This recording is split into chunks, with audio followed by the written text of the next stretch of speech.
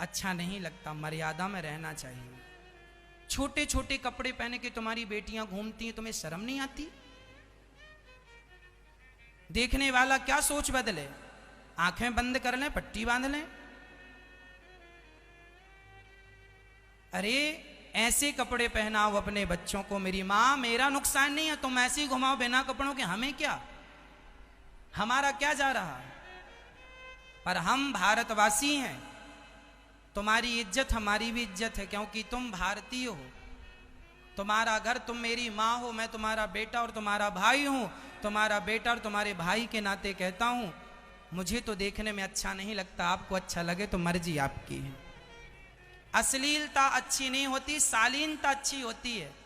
शरीर को ढकना अच्छा है, शरीर का प्रदर्शन अच्छा है, कहीं से किसी एंगल से है शरीर का प्रदर्शन। यदि हमारी बहनों के शरीर में यदि चुन्नी है तो इसमें बुराई क्या है? चुन्नी।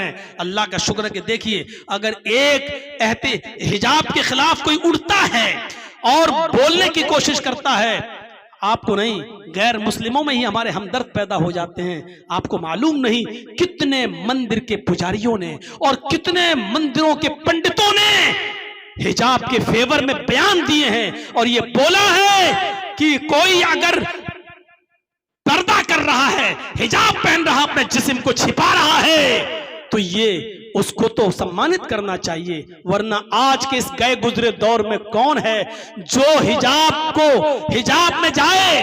अगर कोई हिम्मत कर रहा है हिजाब में जाने की तो उसको अवार्ड देना चाहिए, क्योंकि ये बड़े दिल गुर्दे की बात है। पाकिस्तान के अंदर आज भी एक लड़की ऐसी है जो पायलट है, जहाज की पायलट है, जहाज उड़ाती है, और वो पाकिस्तान से सऊदिया एयरलाइंस के जरिए जाती है, लेकिन आज भी उसका चेहरा छिपा होता है, हाथों में ग्लव्स होते हैं और पैरों में मोजे होते हैं। आज भी वो इसी कंडीशन में फ्लाइट को उड़ाती है। आज तक उसको न पाकिस्तान के एयरपोर्ट पर कोई सरकारी कर्मचारी उसको देख पाया, न प्राइवेट कर्मचारी उसको देख पाया, न सऊदिया का कोई सऊदी आदमी उसको देख पाया। सऊदी, कुवैत और दुबई से उस लड़की के लिए ऑफर आ रहे हैं कि आप हमारी एयरलाइन से जुड़ जाइए, हम आपको इतनी इतनी तनख्वाह देंगे। लेकिन उस लड़की ने सारे पेशकश और नौकरियों की डिमांड को ठुकरा दिया और कहा कि मैं पाकिस्तान की लड़की हूं। मैं अपनी शर्म हया और अपने पर्दे से पाकिस्तान की लड़कियों को यह बताना चाहती हूं कि पाकिस्तान की लड़कियों, अगर पर्दे में रहकर भी तुम्हें तरक्की करना चाहो तो तुम कर सकती हो।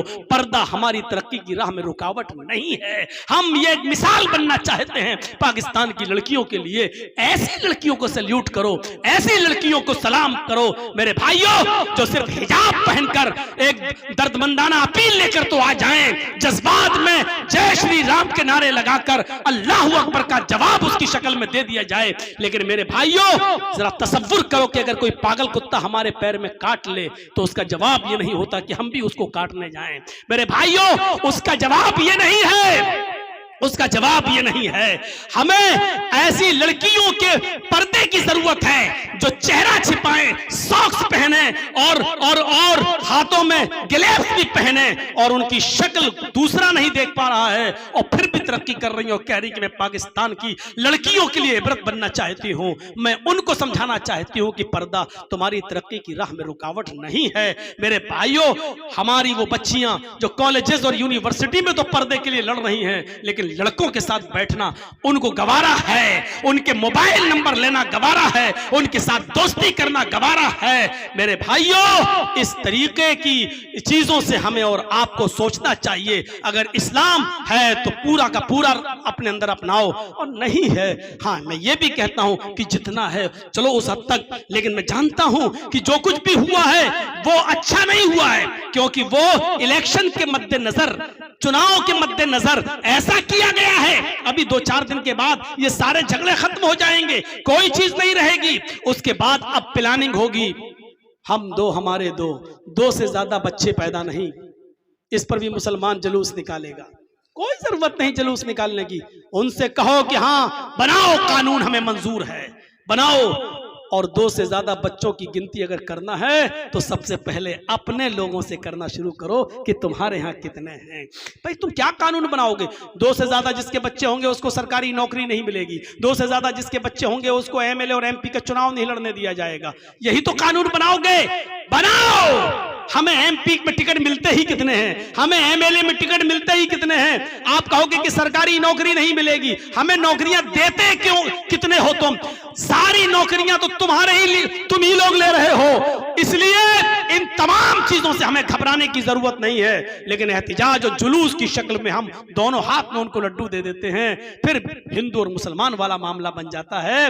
मुसलमान इधर, हिंदू भाई उधर, जबकि ये देश, ये मुल्क दोनों सबका है, हिंदू मुस्लिम सिख ईसाई सभी लोगों का है। हमें इस चालाकी को समझना होगा। अब कुछ दिनों के बाद फिर मुद्दा उठेगा, कोई ना कोई मुद्दे इनके उठना ही है, उठना ही है। मेरे भाइयों, कभी लव जिहाद, अरे यार लव, अकलमंदी से सोचो कि कोई प्यार और ये कोई जिहाद हो सकता है?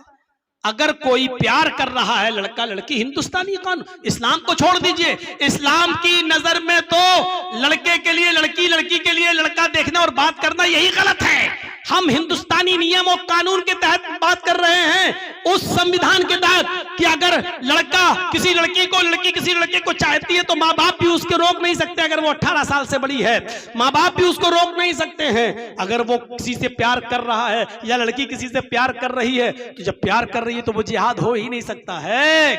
वो जिहाद कैसे हो जाएगा? इनको अकल भी नहीं है, एक तरफ लव भी कहते हैं और एक तरफ जिहाद भी कहते हैं। अकल ऐसी मारी गई है इन लोगों की। इसलिए मेरे भाइयों, अभी जुलूस और एहतिजाज बहुत होंगे, लेकिन अकल के नाखून लेने की जरूरत है, हिकमत अमली को अपनाने की जरूरत है, दानिशमंदी से काम करने की जरूरत है। अल्लाह रब्बुल आलमीन से हम दुआ करते हैं, इलाहुल आलमीन तो हमारी खताओं को माफ फरमा दे, हमारे गुनाहों को बख्श दे, हम जमीअ मुसलमानों को अक्ल और शऊर से काम लेने की तौफीक अता फरमा। बारे इलाह हमें समझने की तौफीक अता फरमा, हमें दावत व तबलीग में दूर अंदेशी से काम लेने की तौफीक अता फरमा। मैं बहुत सी चीजें आज सोच के आया था, लेकिन चलो निकल गई। मेरे भाइयों, हिजाब की बात आई थी तो मैंने सोचा था कि आज ओरिजिनल हिजाब क्या है, पर्दा क्या है, आज मैं इस टॉपिक पर भी बोलूंगा और बताऊंगा कि कुरान ने कैसा पर्दा बताया है। एक तरफ आयत और एक तरफ हदीस, ये पढ़कर बताता जाऊंगा और बताऊंगा कि इस्लाम ऐसे पर्दे का मुतालबा कर रहा है और ऐसा पर्दा यहूदियत में भी है, ऐसा पर्दा ईसाइयत में भी है, ऐसा पर्दा हिंदू धर्म के अंदर भी है। मैंने सोचा यह था कि इस तरीके की बातें कुछ करेंगे, लेकिन चलो कल के लिए मैंने कुछ बातें छोड़ रखी हैं। हम अल्लाह से फिर दुआ करते हैं कि बारे अल्लाह इस मुल्क के अंदर हमें बांटने की कोशिश की जा रही है। अल्लाह हमें गंगा जमनी तहजीब के साथ, गंगा जमुना जिस तरह एक रहती है अल्लाह, उसी तरीके से हिंदू मुसलमान सिख ईसाई सबको एक रहने की हमें तौफीक अता फरमा। बारे अल्लाह इस मुल्क को देश को के गुंडों से बचा ले। आत्मनिर्भर जो गुंडे, यानी देश में के अंदर जो हमारे गुंडे हैं, इस गुंडों से हमारे मुल्क को बचा ले। अल्लाह जो लोग नफरत की राजनीति कर रहे हैं, अल्लाह उनके दिलों में प्यार भर दे। जब तक तू हमें जिंदा रख, इस्लाम पे जिंदा रखना, और जब हमारा खात्मा हो तो ईमान पर हमारा खात्मा फरमाना। और जब तक जिंदा रखा इस्लाम पे जिंदा रखना और खात्मा हो तो ईमान पर हमारा खात्मा फरमाना। वमा अलैना इल्लल